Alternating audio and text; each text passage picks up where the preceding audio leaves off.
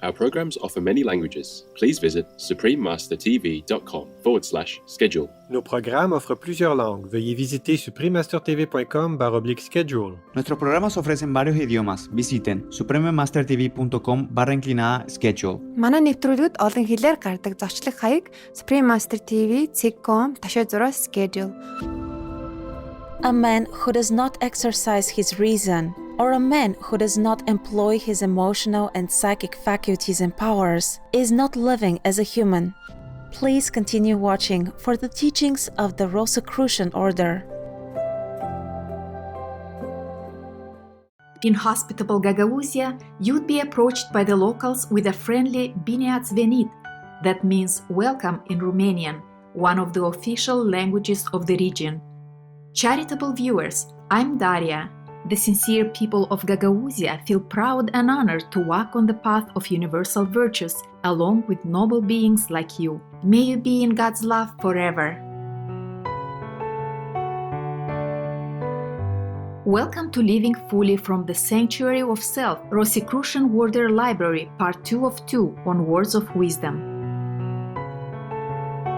The ancient mystical order Rosicrucis, also known as the Rosicrucian Order or AMORC, is a worldwide cultural, educational, and philosophical organization that is perpetuating the profound and practical teachings of the Rosicrucians. These teachings, as passed down and added to over the centuries, from ancient Egypt to Europe and now all over the world, pertain to the mysteries of the universe, nature, and humans themselves. The Rosicrucian Library is a source of spiritual wisdom and insight that includes the important writings by the respected imperators of the order such as Dr. Harvey Spencer Lewis, Ralph M. Lewis, and Christian Bernard. We will now continue with a selection from the chapter titled Living Fully from Frater Ralph M. Lewis's book, The Sanctuary of Self.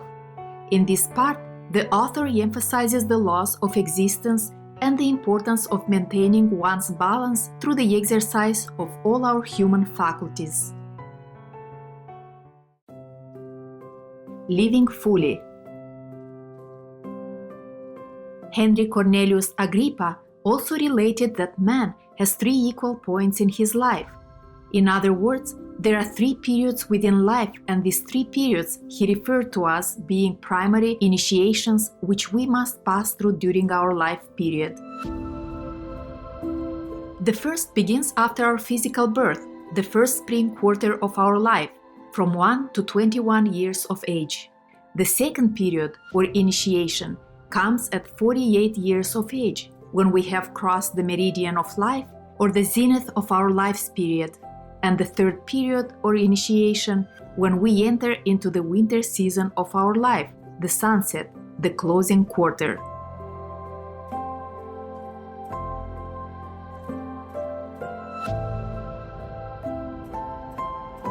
He states that the upright body of the cross symbolizes these quarters of life.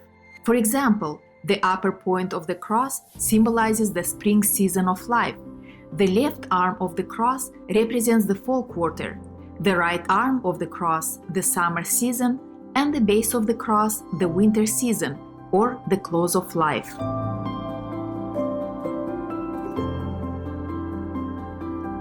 Agrippa analyzes most interestingly the value of these seasons or quarters of life, and what man is expected to do in order to utilize them intelligently. By the time one has attained 21 years of age and has completed the spring season of his life, he should then have received the tools for his future. These tools may be the trade of profession in which he should be trained or prepared, or they may consist of the accumulated experiences of others which were expounded to him by preceptors in schools or universities.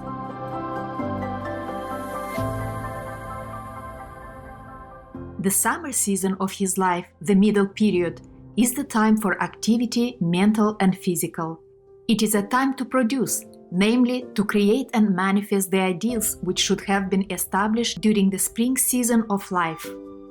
If our products, our achievements during this summer season are not the best, it is probably due, says Agrippa, to our desultory living, to our neglect in preparing ourselves during the spring season of our life. Agrippa states that the winter season or the sunset years is the time when man calls a halt to his labors. It is the time to reap the benefits, if any, from what has preceded.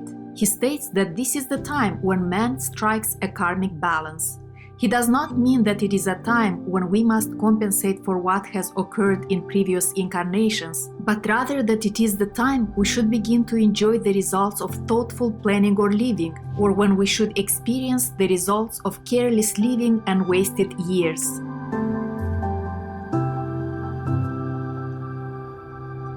What do the Rosicrucians say of life?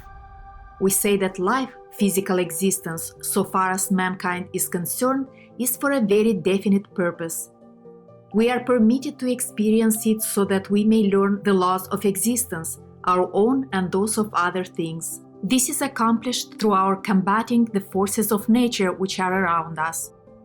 Only as we face opposition, only as we place ourselves where we are exposed fully to the laws and phenomena of the universe, are all of our faculties, all of our powers drawn upon.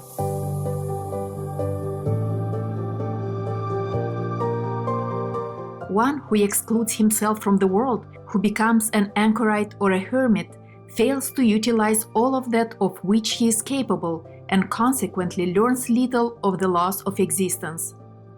For analogy, we are given eyes to perceive that substance and matter visually, which might destroy us, crush us out of existence if we could not perceive it. In fact, all of our objective senses, seeing, feeling, tasting, and so forth, are given us because our existence is in those dimensions where we need these senses to cope with other substances, other masses such as ourselves.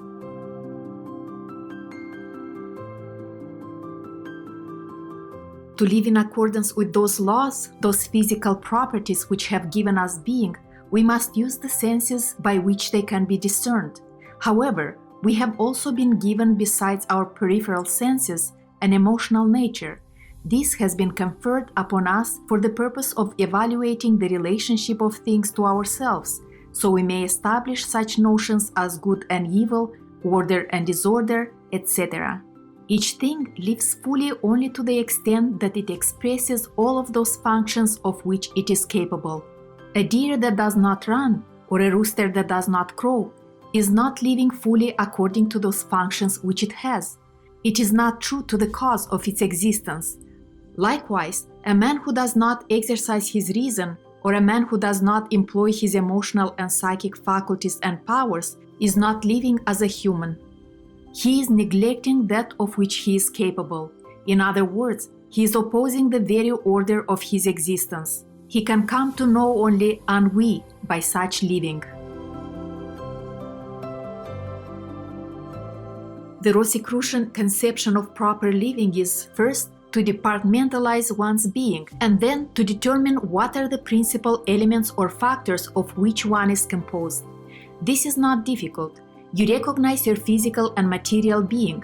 You know that if you neglect your body, the physical side of yourself, you are closing a door on a part, an important part of the complexity of your nature.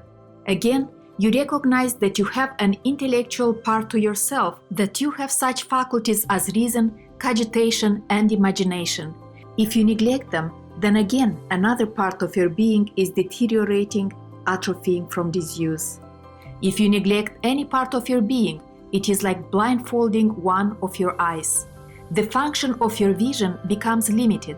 Therefore, your conscious existence may become distorted.